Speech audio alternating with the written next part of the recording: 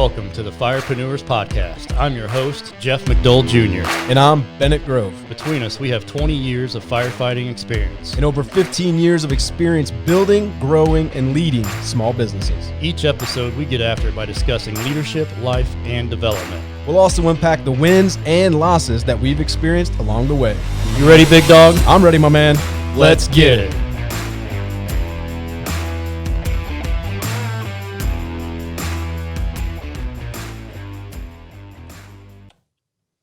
Welcome to another Firepreneurs Podcast episode. Again, continuing on with our Beginning with the End in Mind series. So today's guest is Dan Platta with Blue Sky Home Services, but he also has a myriad of other things he does.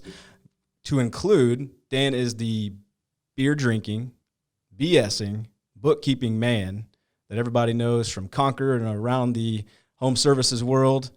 Dan, welcome to the Firepreneurs Podcast. Thanks, Bennett. Thanks for letting me hang out. Now that we're not Conquer buddies anymore, this is like, I miss you. And then just talking to you like before the show, it's like, oh man, like Bennett's the man. I wish I got to see you once a week. So, I'm just going to invite myself back if you don't mind. Oh, absolutely. We'll have you back anytime.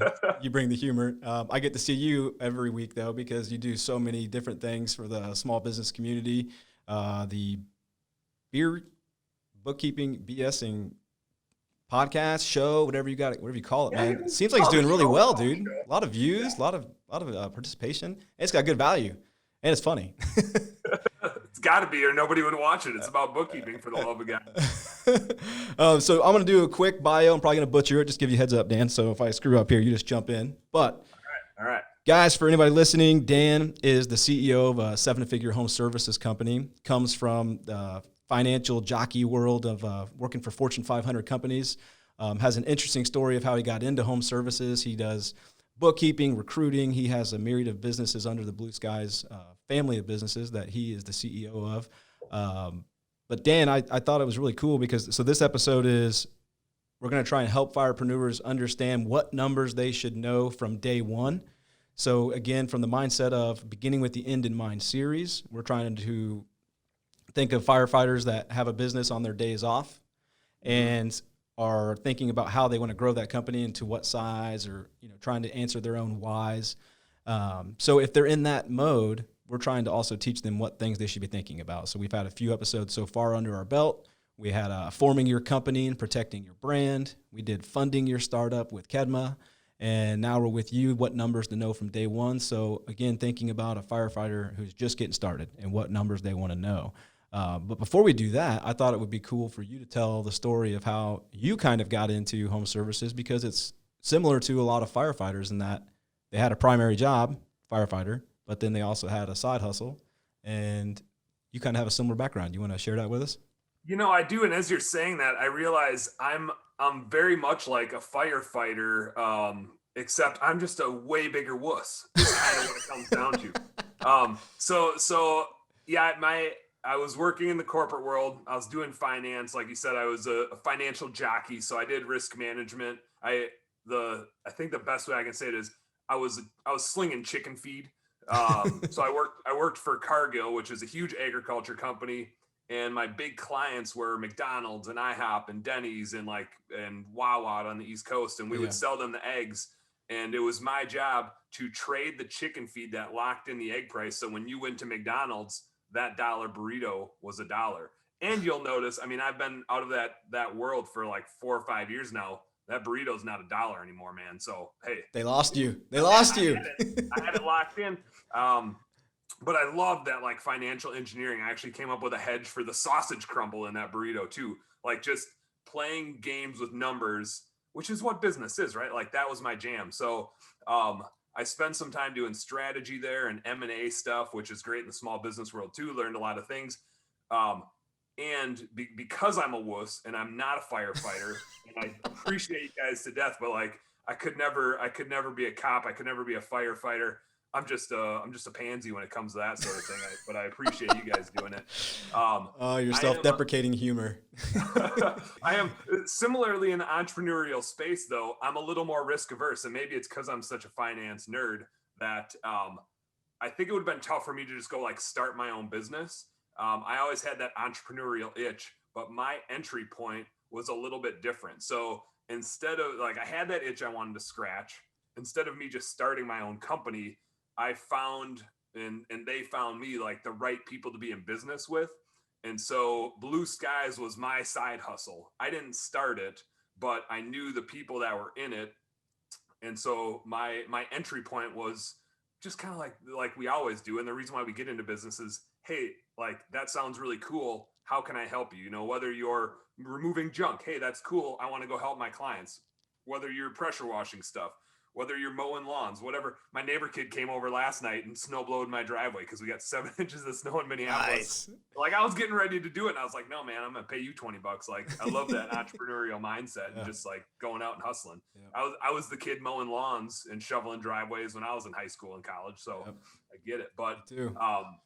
so I digress. But to me, I had to get into that entrepreneurial space, and after about a decade in the corporate world, it was like I gotta find my way into that entrepreneurial space and scratch that itch. And the entry point for me was my side hustle being Blue Skies. And it just so happened, had a great relationship with the guy that was running it, who's my business partner now. And I've been buying into the company, and now here I am running the company, and he's off doing some other things and doing investments and stuff like that. But it was cool to be a part of the strategy building. We started back in 2010, 2011, buying small businesses and with the idea of just turning them around.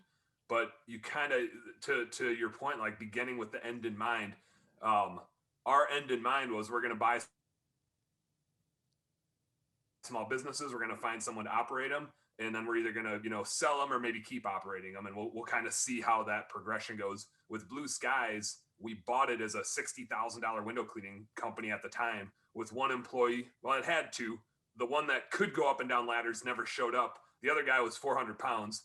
And I think I've told the story before that you may have maybe heard, but day number one, he wore a cutoff t-shirt that said, "This is my beer drinking shirt." So that was like the start of our Blue Skies. Was we had this $60,000 little window cleaning company with one guy that like legally couldn't go up and down ladders, like for safety reasons. Yeah, because they're not rated for that weight, right? And while I like his shirt, because I'm the beer drinking bookkeeper, it wasn't exactly how we want to go out and clean windows for our clients. And now here we are running a multi-million-dollar business with multiple home service companies. And it was, we kind of pivoted on, hey, we have something that we can run here and produces good cash flow, and we understand how it makes money. And so rather than just operating it, fixing it, and selling it, we said, let's run this thing. And now we have a couple different window cleaning, pressure washing businesses.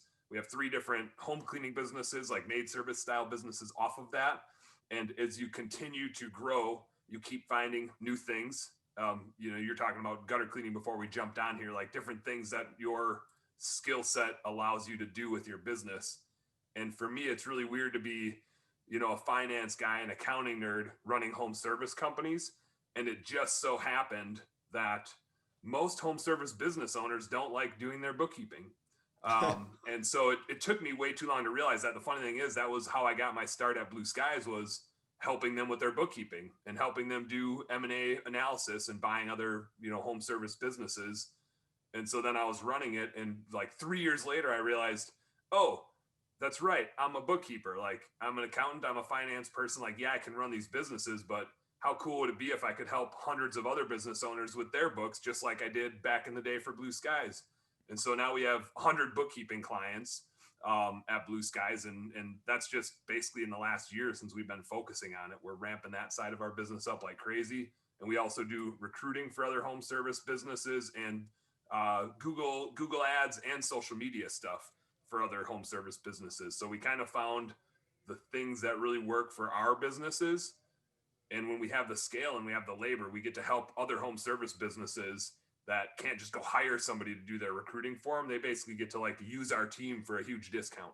And so that's I'm just super passionate about that, finding that niche where you can help people out. Yeah. For me as a finance nerd and kind of an administrative junkie, like I don't nerd out on which squeegee we use, which pressure washer we're using, and which detergent we use, or what we're using on the inside of a home. Like I almost could care less about that stuff. I nerd out on the administrative side of the business, not the operational side of the business. And so to be able to help other business owners with that sort of stuff is my passion. Dude, that's a lot. You got a lot going on, brother. I mean, like that's why that's the BS side, right? That's why I do BS is that, I just get her going, and I'm hard to stop. Dude, the background is amazing. In a good way, but the background is amazing. I think this can be super relatable because, for one, today's episode is what numbers to know from day one. So you're going to be able to relate to everybody listening on a variety of scales. One, you're a CEO of a home services company. Two, you did it in the corporate world, and so you can do the compare and contrast of small business versus big business. And, three, you're still doing it for businesses of all sizes, including yours. So you're getting to see people in that startup phase. While maybe they're not firefighters that own a business, they're in a similar revenue producing standpoint. So you'll be able to relate, what it is like from day one. And so I think that, it's an amazing background. We're lucky to have you as a guest. Thanks for coming on. Now you're on the hot seat. We're going to get some questions. That's the seat that I like.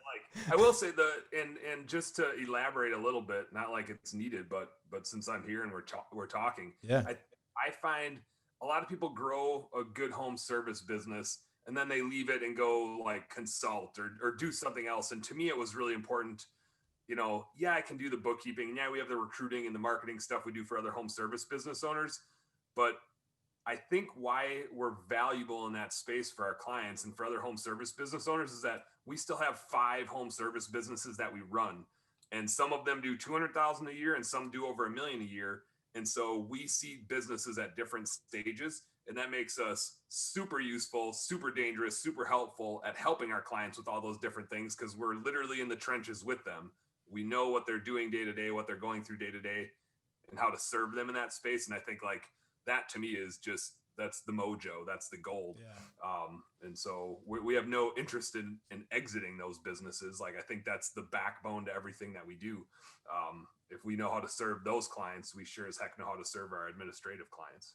Oh, dude, absolutely. I mean, 100%. There's a lot of gurus out in the world today, but it's when you can find somebody to listen to that is going to give good advice like you're going to today, and they have been where you are and are maybe even still where you are, in terms of still going in through it day to day. It makes the advice so much more relatable than someone who may be speaking academia, just they got their MBA, they're reading books, and then they're giving you advice, but they've never actually run a services company or something along those lines. So I think, what you said is 100% true. And that goes back to last couple episodes I've talked about, who you surround yourself with. And, who your influences are super important, because if you put the wrong influence in your life, it can send you down a wrong path, So we're trying to give our firepreneur audience, again, just for some background for you, these are firefighters that don't ever plan on not being a firefighter. They're firefighters. That's their primary career, number one. But they have their business that they have started for a variety of reasons. They have different whys, but they've got a side hustle and they've got a business. And so we're trying to create this, add value with people like yourself so that they do have those influences that they might not otherwise have the time to be around because of their career, right? So that's what our Firepreneurs podcast is about, and that's why you're here. So thank you for joining us. Now I'm going to fire some questions away. Let's do it. Okay, man. So day one, we're doing a financial episode. We want to try to get firepreneurs thinking about their money, not just as collecting it, but how we should track it from day one. So, for example, in my company today, when we go out and do, 5 to 7 jobs per crew, they take out a checklist. So they have a checklist of things they have to do before they leave the shop. They have some things that they have to do while they're on the job. And then they have some things they have to do at the end of the day. And that's called our end of day report. And on that report, it's a piece of paper that everybody takes out with them with a clipboard. On that report, they have to fill out every job that they did. It includes the invoice number. It includes the customer's first and last name. It includes whether it was collected with cash, check, or credit card. That process is through our CRM. But they still have to write it down because we want to teach them those behaviors, right? So every job and the revenue gets put down on that report. So that's an example of what we do currently. That's the first step in our process on how we track revenue. What would you have somebody do day one? Because I'm giving that example as, going into year 10. Now I'm trying to go back to day one. What's some stuff that you would recommend a firepreneur or anybody listening to the podcast, maybe starting a business that even isn't a firepreneur, but is starting their business, what would you have them track from day one, and how would you have them track it?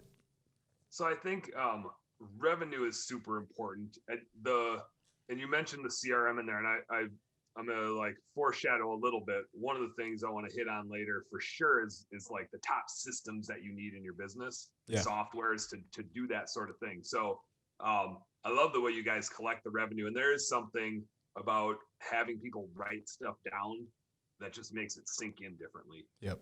And to your point, like, you're 10 years in, and maybe if you're just starting out, that's not part of your process, but for sure, having that CRM to track that revenue in some way, to know what type of job that it was and keep that client data and know if you got paid or not, is table stakes. You have to know where your money's coming from. Yep. So I would say now the revenue is super important, but one of the things that I notice in our industry, if there was like one thing I could change about our industry, and I just mean home services in general, it's that everybody gets so married to revenue and says like, I make this much. Mm-hmm. And the truth of the matter is, like, we get to keep very little of the revenue that we make, right? Very few people talk about the money that they actually make at the bottom of the P&L. And so revenue, you have to sell stuff, you have to go out and do work, but way more importantly is how much of that you get to keep. Mm-hmm. So you and I were talking about this before, is every time you go out, there are costs that are going to happen immediately when you do a job. And I'll go through a couple of these, and what I'm referring to is your gross margin is what's left after you pay these costs. Cost of goods sold. Mm-hmm. It's not really, we're not selling goods, but accounting terminology, cost of sale, if you will. Right. It's all these costs that hit right when you go do a job. And understanding, like, you got to know where your money's coming from, but understanding how much money goes out the door the minute you do a job is super, super important. That's the money that you get to play with. The money that you keep after that, you get to make strategic decisions with, whether you're going to spend it on marketing, whether you're going to spend it on a shop, whether you're going to spend it on employee engagement stuff. Like, you just have all these investments you can make after that, but you can't not pay your employee to go out and do the work. Like, there are these costs that you just don't really have discretion over. You need to manage them, but they're going to go out the door every time you do a job. So cost of goods sold, again, is what we're talking about. And I break it down into kind of 3 buckets of expenses that happen when you go out to do a job. One is the labor. Yep. And that would include the wages, the payroll taxes. I would even say maybe the uniforms that they're wearing, because that's just part of the cost of them going out, is you're going to put them in a company shirt. Even the workers' comp, like the safety coverage for them out in the field, that's part of the cost of just sending them out that day. So wage-related costs, employee-related costs. I'd say there's a supply-related cost to equip the trucks, to equip the guys with what they need. So like, if you're doing junk removal and your guys need gloves, or they need a back harness, or they need straps to lift stuff with, like, all of that stuff is being used out in the field, and it's part of going out to do that job, and you can't do that job without it. We're going to say that's cost of goods sold. That's going out the door. That money's getting spent when you go do that job. The last one would be, I just kind of call it other, but it's the fuel to get out there and do the job. It's the credit card processing fees that you pay to even get the money, because part of doing a job is getting paid for it. Customer damages and repairs, like, God forbid, you're going to bang a wall and you're gonna have to fix it, or something's gonna break while you're out there. And nobody's trying to break anything, but you ain't working hard if you're not breaking stuff. It's just gonna happen. I literally had this conversation with somebody yesterday that was like, I'm below 0.01%. And I was like, well, then you must be losing tons of money on productivity, because you're not working hard enough. You're not working fast enough. If you're not breaking a thing or two, nobody wants to, but it's part of running a business and being in people's homes or in businesses. Like, something's going to break. That's part of a cost of going out in the field and doing work. So all those things happen the minute you go out to do a job. You're going to incur costs, and it's the money that's left after that you actually have some discretion over. Now, you have just discretion over how you're going to pay your employees, and are you going to use fuel cards or not? Are you going to run this type of truck or that type of truck to try to save money? I know you put in gas tanks at your shop to try to save money on fuel, so that you still have discretion on how you're going to do it, but you don't really have discretion to say, I'm just not going to fill up my cars with fuel because I need to save a few bucks. Like, no, like, you're either going to run natural gas in your cars, or you're going to run, unleaded, or you're going to run whatever you're going to run, but you got to get out to do the damn work. So it's got to happen. Right. but that gross margin that's left, like that's what you should really be talking about, really be measuring and understanding how much money goes out the door every time you go to do work. Cause it's really the money that's left after that you get to do fun stuff with and reinvest in your company. So yeah, like, and just to piggyback on what you just said, like, so for junk removal as an example, what we also group in, I think what you call maybe other for us is like disposal costs. So while we, out of 100 jobs, we would love to tell our customers that 100% of everything you gave us got recycled. And it didn't cost us anything, but that's not the real world. The real world is that not everything is recyclable. And of the things that are recyclable, even some of those cost money. So those expenses for us are in what we group into like our disposal category, but that's in our cost of sales or cost of goods sold. And so some of your cleaning businesses, I'm sure that might be like maybe chemicals or cleaning supplies or something to that effect, right? Exactly. Yep. It's another question I have to piggyback on this. So with cost of sales, cost of goods sold, I think for someone who this is new terminology for them, what we're talking about is if you started with $100, what you spent on the cost of sales, the cost of goods sold, whatever is left is called your gross profit margin. So, for example, if your cost of sales, your cost of goods sold on that $100 was $40, you have $60 left. That's your gross profit margin. So for someone who's listening, this is new terminology. Don't feel bad. I was a fireman for 17 years. I didn't learn what gross profit margin meant or cost of goods sold or cost of sales, and probably like 2 years in the 2 years in the business because I just worked bullheaded my way through things and just figured it out along the way. But I didn't have some of that terminology in my tool belt. So now that we're arming our listeners with some of this terminology, why is it important to know that number? So that gross profit margin, what's left? Why is it important to know that? How can we put that in our tool belt and use that data, that information, and where we go from there? So I think it's important for two reasons, but the reasons are like on opposite sides of it. So, and I say opposite sides because like I'm a picture guy, so I'm picturing like what's referred to as above the line cost, which is those costs of goods sold, and then there's the below the line costs, which are all the things you still spend money on after that gross margin. So, above the line, it's important to know what that number is because that is where most of your spend is going to be in the service industry. And it is your job and eventually your production manager's job to be as consistent and efficient and precise with that number as possible. Is to like, especially how you pay your people and how you track their productivity. Most of your money in your business is going to go towards that. And so you have to know that number and be super dialed in. In the home service space, the big decision that we have to make is how many people on a crew. The big decisions, I should say, is like how many people on a crew. Are you sending one person out? Are you sending two people out or three people out? And there's trade-offs in all of those things, from safety to efficiency to how many, like the big thing we messed up for a long time in our business is we had 2 home cleaners in a car, and I never calculated the amount of hours spent in a vehicle if it was just one of them and each person drove separately, or if it was 2 of them. And it ends up being like almost a 50% reduction in cost if they all drive separately. And go do their own job solo than if 2 people go together. I won't go into the details of that math, but it like blew my mind. And once we understood the math, we switched from running teams to solos.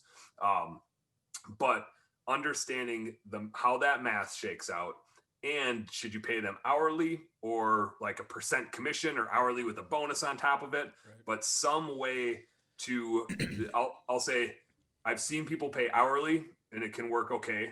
Sometimes it's horrendous. I've seen people pay commission and that typically works great. The important thing is that you pay your employees the same way that you get paid by your customer. So if your customer pays you by hour for how long it takes you to do a job, makes a ton of sense to pay your employees by hour because now you're matched up. You have de-risked your payroll. And so if they're there longer, yeah, they make more money, but you're also passing that through. However, if you charge your customers by like the number of pieces or the square footage or, some other metric that's a static metric, but you're paying your employee by hour, now you have a disconnect. The customer's not paying you for how long you're there, but you're stuck paying your employee for how long they're there. And that gets tough to manage. If you can tie the employee's pay to the way the customer pays you, now again, you can de-risk it. So that's what I mean, like by commission, if you pay them a percent of that job, it gets your payroll like very well matched up in your business model with the money that's coming in. So from a managing that gross margin, you have to especially know how you get paid and how you pay your people, and try to make those be the same thing. That is huge in de-risking your business and making sure that you know every time you go do a job, to the example you made before, that you get that 60%. If you don't match those two things up, you might only get 40% of it. Right. You might only get 20% of it because you're stuck paying out a different way than you're getting paid from your clients. So super, super important to make sure that how you get paid is how you pay your employees, and to set that expectation. Now below the line, after you have, let's stick with our 60% example, gross margin. So you spent 40% on the labor, the supplies, the fuel. You've got 60% of it left. Understanding how to use that money and think of it as an investment. Now you're going to have bills to pay besides just the cost every time you go out, whether it's utility bills, whether it's marketing bills or website bills or whatever it is. But thinking of those as investments and always viewing them as am I going to get a return on this money? Is that, whether you're paying for software, for a space that you rent, everything needs to be viewed as an investment that brings in more money. Marketing is the easiest one to do that with. Oh yeah. Because you spend money on marketing and you expect to like pull the lever, jobs come in, they produce more revenue, that feeds more money in, they put more money, and it's just like, you just keep feeding that circle. But so thinking of all the costs that are flowing through after that 60%, and by all means, like you might have to pay a virtual assistant. Okay, there goes 5% of that 60%. Now you're down to 55%. You might spend 20% of it on marketing. Okay, well now you're at 55, now you're at 35. And now you got to pay 5% for recruiting. And now you're at, 30. And so it slowly just gets eaten away. And just making sure that as you eat that away, it's spent on things that are going to keep bringing revenue in. One of the things that I see that where people don't have that thought process, and it can really handcuff them, especially when like something like COVID happens, is they will rent a big facility because they just like the space or need the space, or they feel like it's somehow serving a purpose. But and yes, there's definitely a purpose. It can be an employee engagement purpose. It could just be like an organization, find things, efficiency. Maybe it can help you be more productive in the field. But like, let's be really clear. Our customers, hey, can I swear on your show, by the way? You got to remember our audience is firefighters, so they never swear at a fire department. We know. Okay, we all know that, right? Like I said, I'm a big wuss. I can't hang with firefighters. But like our customers don't give a shit about what our office looks like or what our shop looks like. We go out to them, right? They care about what our vehicles look like and what our people look like. They don't care if we're driving from our house or from a 10,000 square foot badass shop. They give zero shits about our shop. And so if you end up with like a huge rent bill because you thought you needed this huge facility, it's really hard to argue that it provides a return. It might give you some employee engagement and retention, is super valuable. It might help you be more productive because you're organized and this sort of thing. But you got to make sure that you're getting a return on that investment. And again, your customers won't pay you a dime for it. Right. So it has to be an employee productivity and employee engagement. Like it's all employee facing return. It's zero customer return because no customer is coming to your shop. They don't care what it looks like as long as you show up looking good to them. So yeah, I'll jump in on that real quick because I have an aside there. So like I talk about this because we have a pretty big facility. We run 7 trucks out of Indianapolis.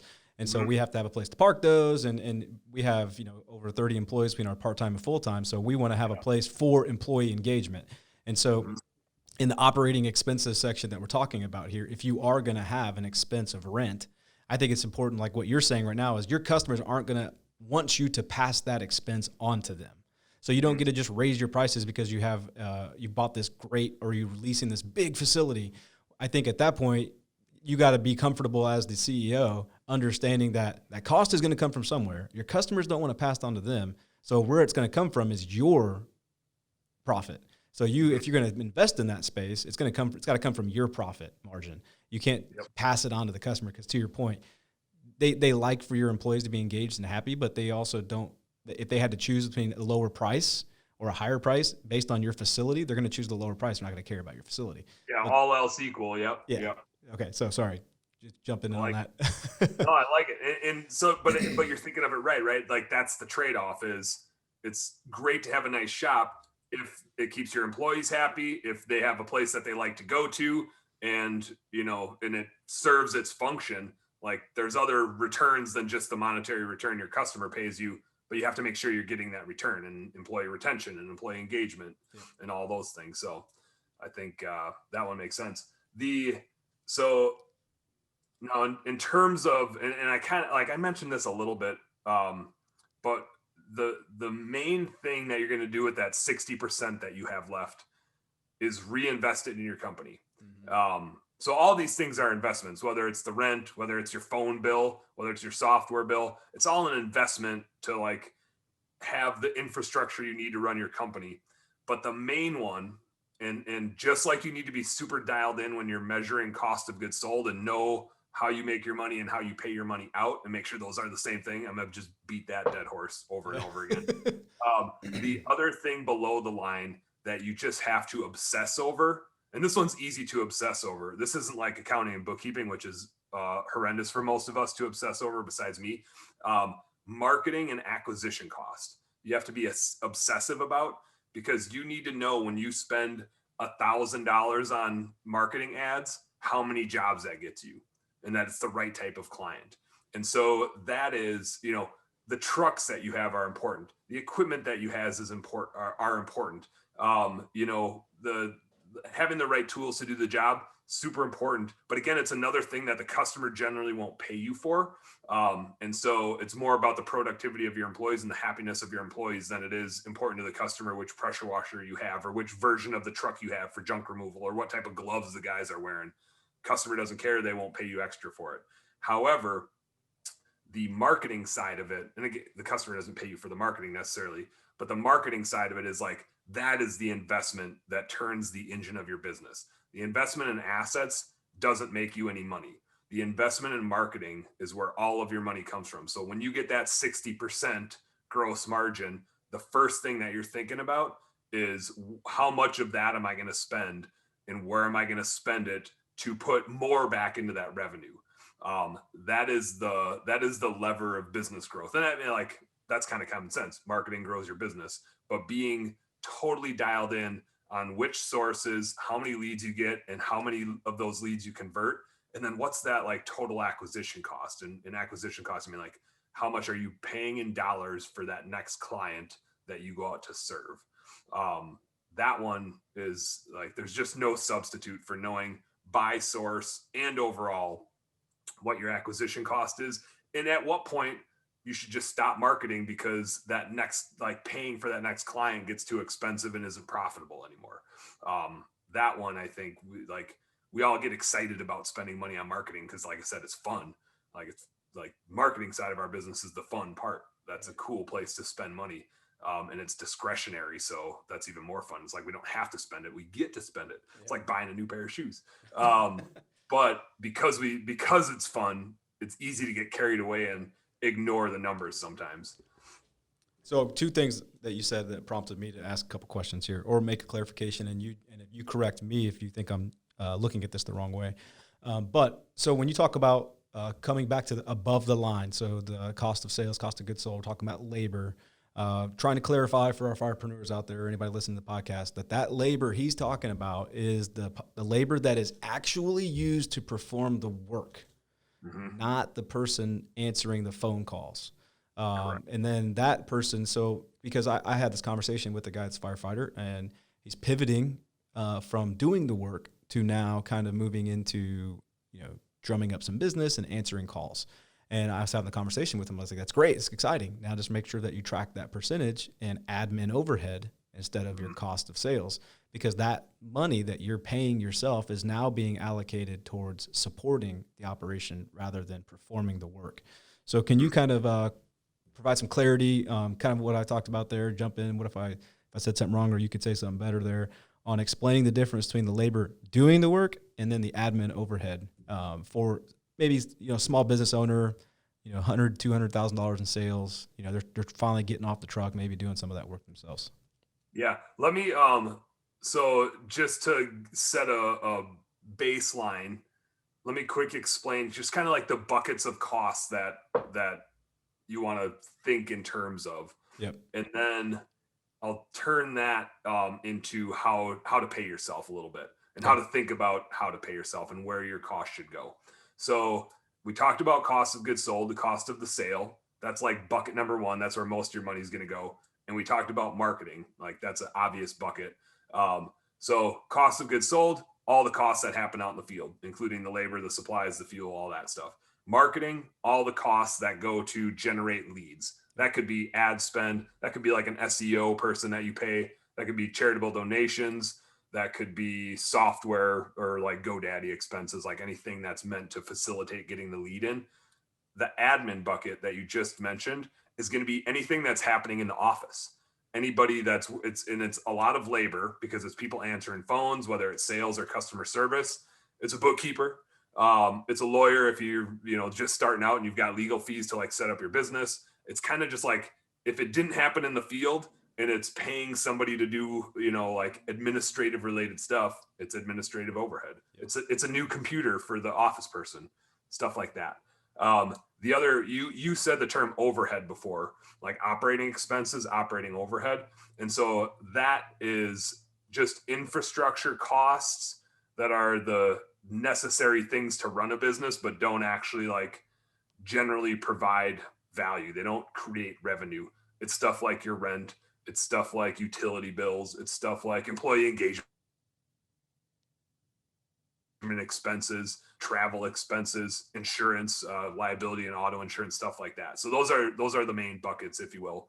The labor always lands in either cost of goods sold, the people out in the field doing work, or admin, the people answering the phone, making sure that the schedule's right, making sure that new leads are getting converted into clients. So, and you're going to have, as you grow, you're going to have people that even like straddle that line. Right.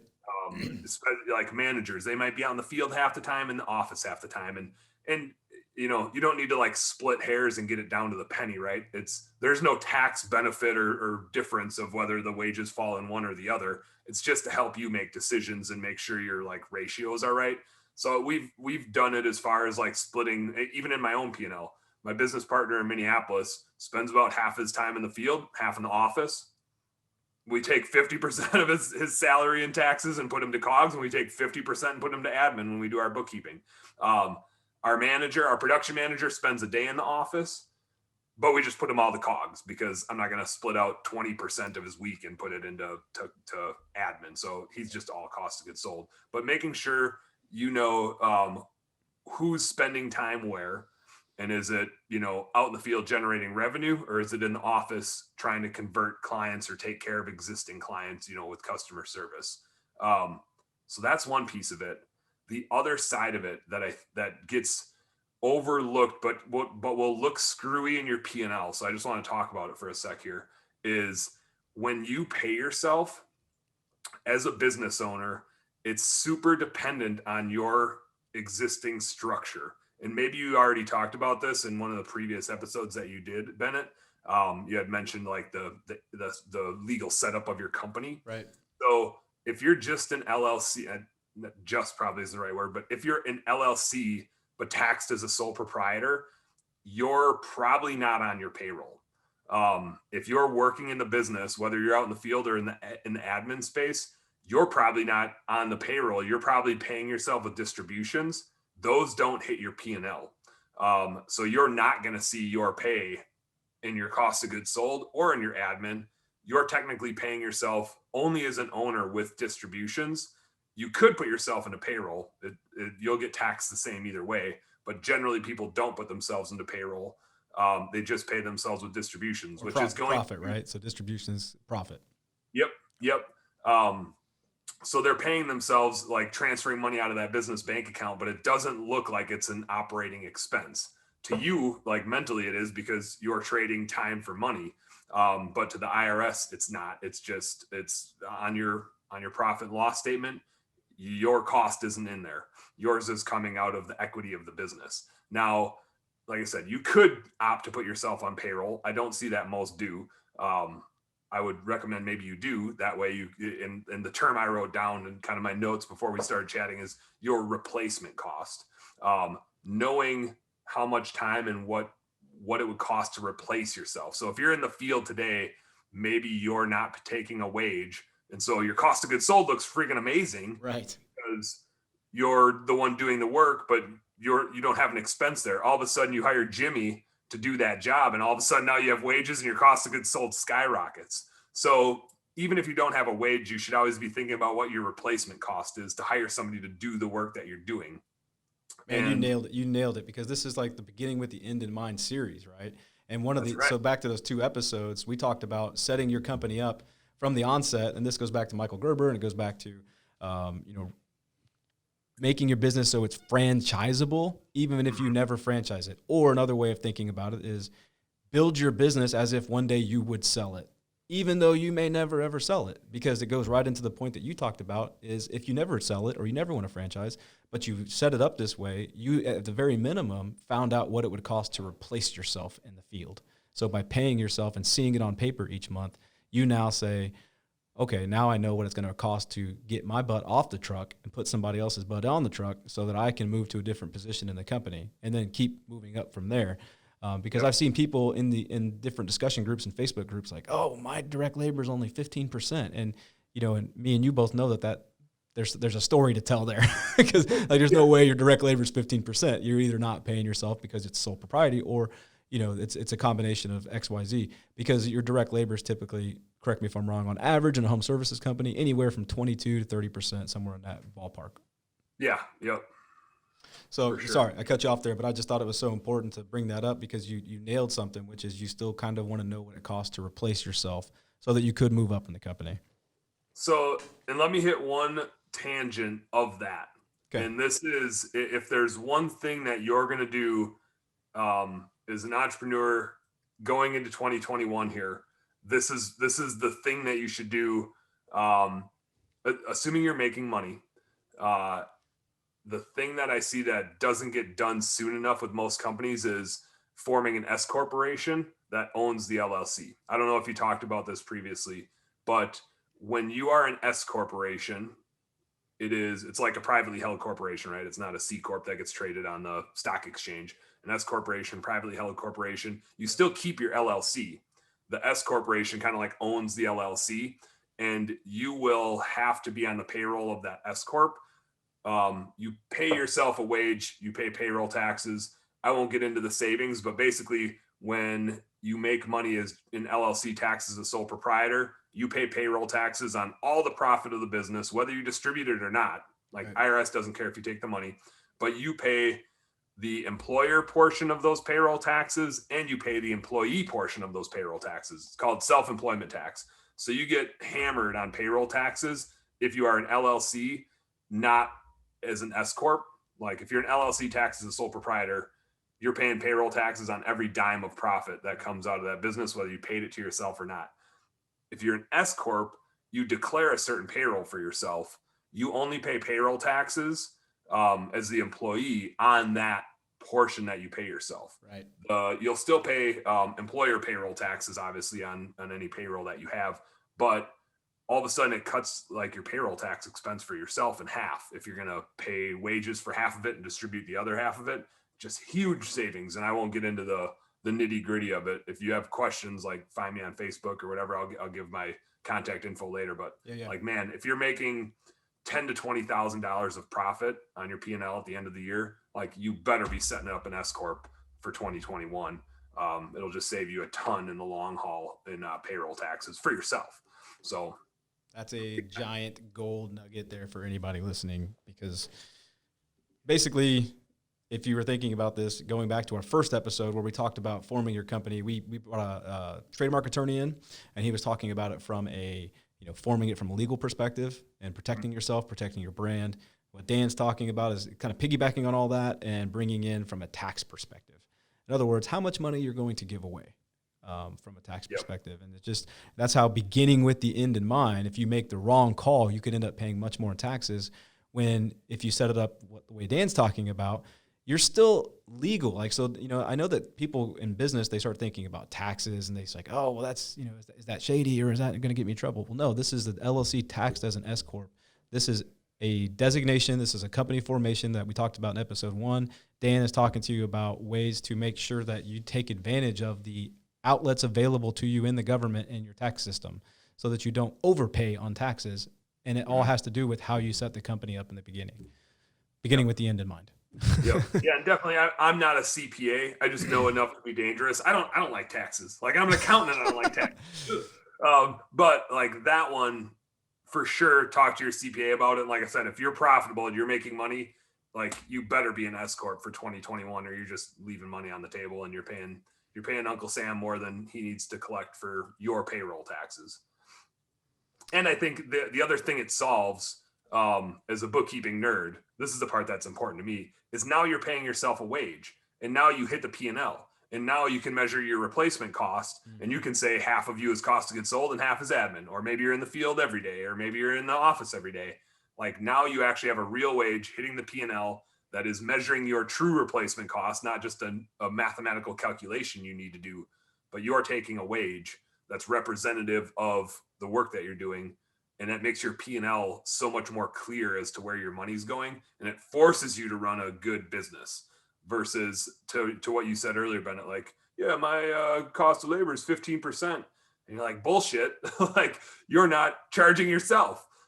You're acting like your labor's free. So this is a good way to make sure that you don't act like your labor's free and fool yourself into thinking you have a profitable business, but it's really just, you're just a monkey and you're doing all the work and you're not actually getting a profit. You're just paying yourself a wage, but calling it profit. So my buddy who I'm picking on here, and I know that I'm going to catch hell from him later because I just referenced his example. First of all, we love you. We are going to continue picking on you for a minute because this brings up a good point. And I think that it's who you listen to, matters. And when you get started, it can be dangerous. If you get bad advice early and you live on that advice for years, it can end up being very detrimental to your business. Again, don't listen to everything I'm saying as gospel or what you're saying. We're just giving frame of references and guidance and advice on different contexts. But as often is the case in business, it just depends on the situation. It depends on the company that you have, the services that you offer, et cetera. But there are some things that don't depend. Here's one that might, though. Now that I've completely made it convoluted, is you talked about once you pay yourself, you now know what it costs to replace yourself.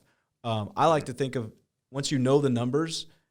Josh Latimer says this. I love this quick phrase, which is math is the path. Once you understand that, you know what your cost of sales are, your cost of goods sold, your COGS, whatever you want to call it, right? Once you know that, you're empowered with the knowledge of, okay, I know that I can spit out a 60% gross profit, for example. You know that if you're spitting out 75, you have to look at, like, okay, well, am I paying myself? And so now we're getting into the question of, should a person pay themselves in the business from the beginning an hourly wage of what it would cost to replace them once they get off of the truck? So let's say you're running a handyman business and it's a two-person team, right? And you're the owner, but you're also part of that two-person team. You're not paying yourself. You're only paying the one person. So your cost of sales might look great. They might look like 75%, right? But once you started paying yourself, they're going to come back down to earth a little bit, maybe down to 60, for example. This is all hypothetical. But should they pay themselves from day one so they get an accurate representation of what their cost of sales will look like, but only pay themselves what they would pay an hourly person to do that job?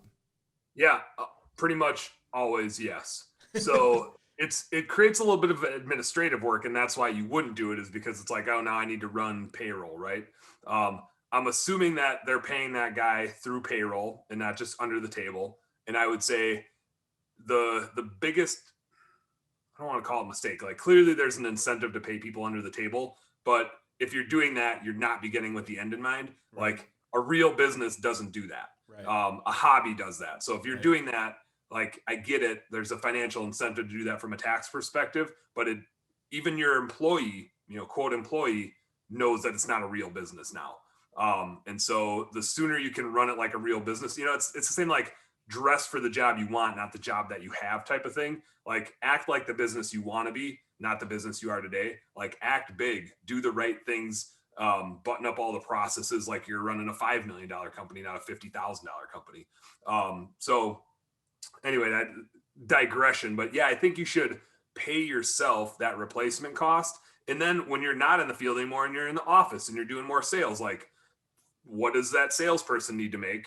Pay yourself that. That way, when you go and hire them, you already have it built into the business, and you can make sure the business is profitable paying that person that. And if it's not, then you need to grow the business till it is. And so it forces you to really understand how much things are costing and not just discounting your labor as free. I think whether you're an LLC tax as a sole proprietor, from that end, whether you're on payroll or not, the payroll taxes you pay are going to be the exact same either way. So there's no tax benefit or deficit under that circumstance. If you're an S corp, you have to pay yourself a wage, and there's going to be payroll tax savings by doing it. And therefore, like, for sure, of course, pay yourself and try to make it as accurate as you can for the work that you're doing. Yep. So that when you do hire that next person, it's built into your business model.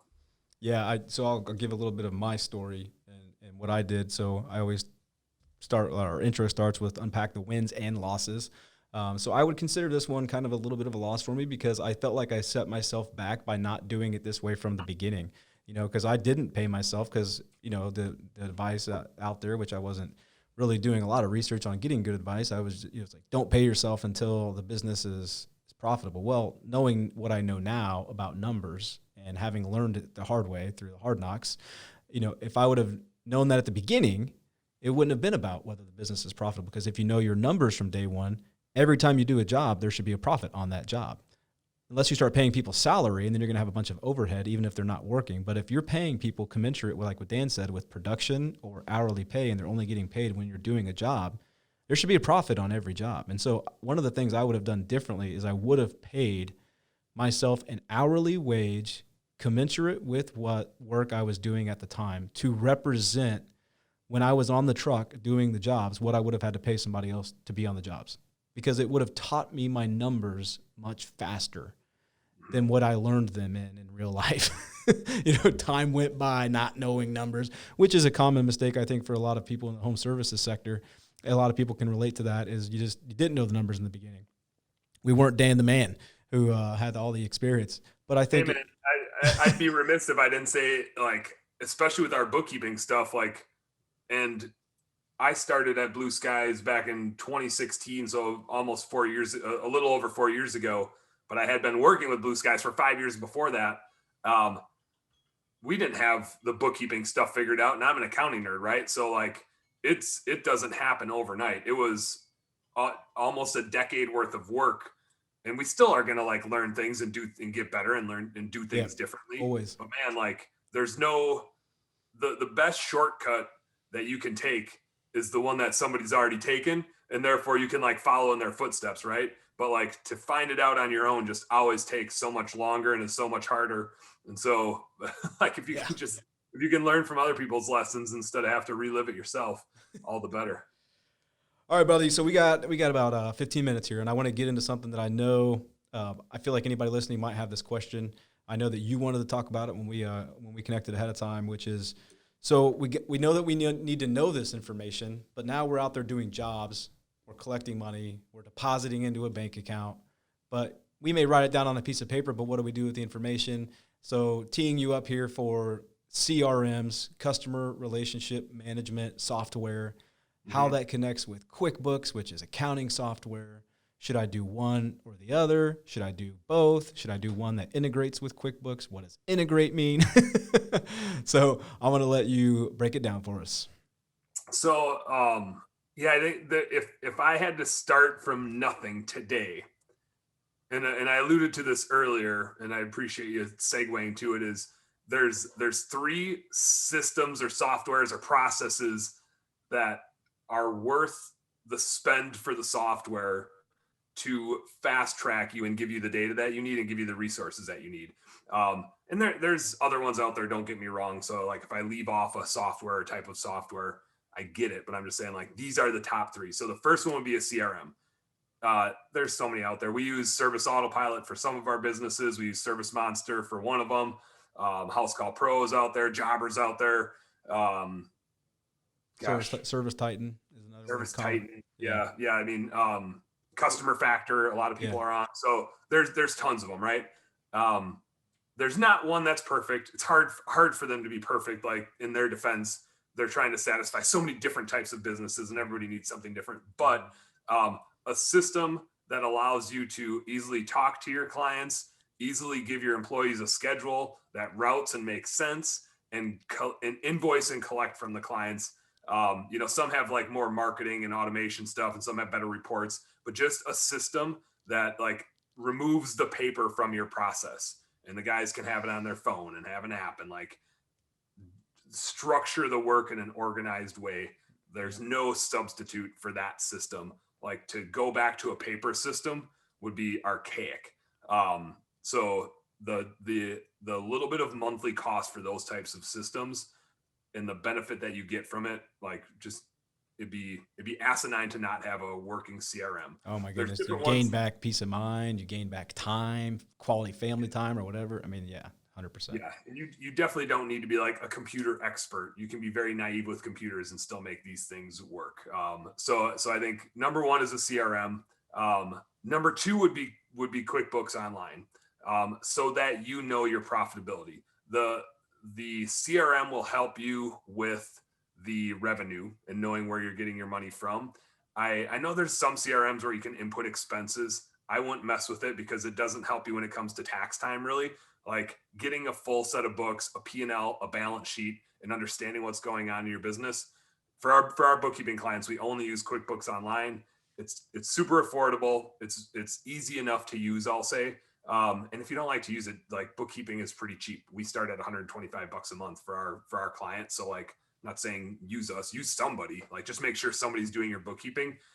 Yeah, and I'll say it's important for tax purposes, but that happens once a year, and you could just give a CPA all of your bank statements and say, knock yourself out. To me, the QuickBooks is so much more about the finance, not the accounting. Accounting is keeping track of stuff for tax purposes. Finance is having good data to make good business decisions with. That's why you need QuickBooks. You need to know, was your cost of goods sold 40%? You need to know, how much did you spend on marketing, and what was the acquisition cost, and where did it go? That's what you need QuickBooks for. It's, where did you spend all of your money, and did you get a return on it?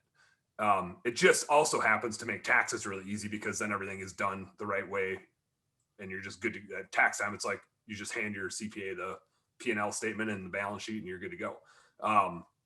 But I'll say every CRM will try to get you to integrate to QuickBooks, and it sounds like the best thing in the world. Like, of course I'd want that data in QuickBooks. Why wouldn't I? It's a seamless integration, right? The fact of the matter is, it's like the worst thing I've seen from a bookkeeping end. And not that they can't integrate and don't have a good integration, but two things happen. One is it creates more work for you, and two is it adds zero value. So I don't know every business owner on the planet, but I don't think I have to know that doing more work and it creating zero value is pretty much always a bad idea. Like, in our entrepreneurial world, we don't like to do that. We have enough things to do. The reason it's not valuable is you already have all this data in your CRM. To bring it into QuickBooks literally just duplicates the exact same thing you already did. And now it's super messy, because unless you're an accountant or you have an accountant on your team that really knows QuickBooks well, trying to understand when you deposit money, how to match it all up in QuickBooks, like, you really need to be a freaking QuickBooks guru. I don't even like to do that on the QuickBooks side of things. Like, if we have a bookkeeping client that has them integrated, the first step in our team is disconnect QuickBooks from your CRM. The only reason you'd have to do it is if you're over $5 million of revenue, you then are taxed on an accrual basis, which means when you invoice. And so then you need to have those invoices in your accounting system. If you're less than 5 million, you're going to be taxed on a cash basis, which means when you deposit the money. Right. So QuickBooks is going to have the deposits because it's linked right to your bank account. Deposits come in, you have that information. I do think the invoiced revenue is super important, for some people, it'll be the same thing, right? It's like sometimes if your collection process is basically like you do the work and you get paid and you don't have any accounts receivable, that number is like damn near the exact same. If you do a bunch of commercial work and you've got 30, 60 day, 90 day receivables, you might do a bunch of work and have a bunch of invoiced revenue, but your deposited revenue is real small, or maybe your deposited revenue is huge because you collected from previous invoices. It's really always super easy to go in the CRM and get the amount of your invoiced revenue in any given month and literally like type it into a spreadsheet. And that's what we do within Blue Skies. And for all of our clients, is it takes about 2 minutes to go get that number. It takes hours and hours and hours to deal with it if it's merged into QuickBooks. And so my advice for anybody starting out is don't integrate them, because unless you're like an accounting pro, and even from hopefully an accounting pro, I don't like to do it. It's a disaster. It takes so much time. And it's just, like I said, it doesn't add any value, which is always a bad recipe. But so I digress. I'll get off my CRM QuickBooks high horse here, but don't integrate them. But you need a CRM and you need QuickBooks to know where your money's going. And the last system I would say that gets overlooked, but if you've been in the world for the last 5 years, which I think most of us have, you'll know what I mean, which is hiring and recruiting is getting more and more and more and more and more important, and harder and harder and harder and harder and harder to do. And so having what's called an applicant tracking system, or some way to post jobs to multiple sites efficiently and filter them efficiently, because you need like 100 applications to get one good candidate that's actually fitting your culture and hireable. And to go on Indeed and just post a job and try to like actually look through resumes, again, it's way too much time and you have so many other things to do. So having a system that does that for you is hours and hours and hours of your time back each month. And your business, like the lifeblood of your company, is your people, right? So not only do you need to make sure you have some, but you also need to make sure like they fit your culture, that they show up every day, that they're good, A+ employees. And so you can't skimp on hiring the right people. And we all know that's super hard to do these days. So like, don't skimp on the investment in that side of your business. The CRM is all about the demand side. You got to have an applicant tracking system of some sort to speed up the capacity side and make sure that the two can like grow together at the same pace. And you don't have great customers and crappy employees, or crappy customers and great employees, because that mismatch will never last in growing an awesome business for you. Dude, you brought the gold today. Appreciate it. We are going to be wrapping up. I could keep Dan on here for another hour, but we both have another engagement after this. So we are going to wrap up. You are coming back. I mean, that's just got to happen, right? We got to have you back. If you'll have me, if you'll have me. Well, next time we'll do one in the evening where we can actually drink beer while we're doing it. How about that? That's right. That's right. So that's easy to convince me of too. Dan, for anybody listening, there's all kinds of reasons to get in contact with you from all the different things that Blue Skies offers and the programs you got going on. Will you share with the audience some ways that they can reach out to you if they wanted advice, guidance, or just to touch base? What are some ways we can connect with you? For sure. And by all means, like, I'm super easy to access. To my wife's dismay, like, I can't turn down an invite to a conversation. I'll even start the conversation. I just love talking shop, especially over a beer, because I'm from Central Wisconsin. Like, beer and brats is what we do, and to pack. So you can find me on Facebook, Dan Platta, easy enough, Platta. We have a Facebook channel for bookkeeping called Bookkeeping Beer and BS. I go live every Wednesday night, 8:00. Not every Wednesday night, but like 9 out of 10 Wednesday nights. Wednesday, 8 p.m. Central Time. We also have, I talked about recruiting at the end there. We have a recruiting business for service companies, and we have a Thursday night show called Blue Collar Recruiting, and the Facebook page is Blue Collar Recruiting. So check that out. That's Thursday nights at 8 Central. That we go live on that channel. Yourblueskies.com. I'll send you the links, Bennett, too, so you can put them in the notes. Yep. We'll put those in the notes. Yourblueskies.com is our website that kind of talks about the recruiting, the bookkeeping, and the marketing stuff that we do. Or just shoot me an email, dplatta@blueskiesservices.com. I'm easy to find, and I love chatting it up and hanging out, talking shop. Dan the man, helping us with the beginning with the end in mind. So much value. Appreciate your time, brother, and we will talk soon. Take care, buddy. Good. Thanks, Bennett. Appreciate you. Thanks for joining Firepreneurs today. We hope that we delivered value in your leadership journey. We humbly ask that you take the time to leave us a 5-star review, as that's how our podcast will rise in rankings and become available to more people. We would love to hear from you, so you can email us by emailing firepreneurs@gmail.com. Follow us on Facebook, Instagram, or by watching us on our Firepreneurs YouTube channel. Stay hungry and get after it.